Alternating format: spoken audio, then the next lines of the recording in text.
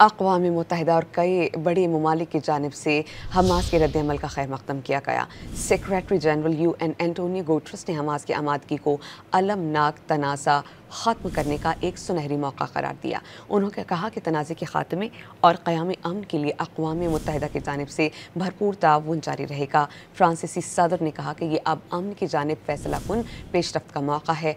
France, अक़वाम मुत्तहिदा, अमरीका, Israel, फ़लस्तीन और तमाम बैनुल-अक़वामी शराकतदारों के साथ अपना भरपूर किरदार अदा करेगा।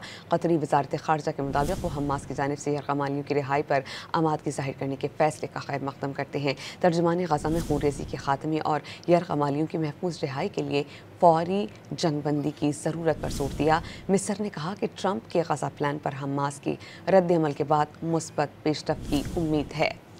मिस्री वज़ारत ख़ारजा की जानिब से कहा गया कि ग़ज़ा में मुस्तक़िल जंगबंदी के लिए तमाम कोशिशें बरूए कार लाई जाएंगी। तुर्क सदर ने ज़ोर दिया कि अब इसराइल को फ़ौरी तौर पर हमले रोक देने चाहिए।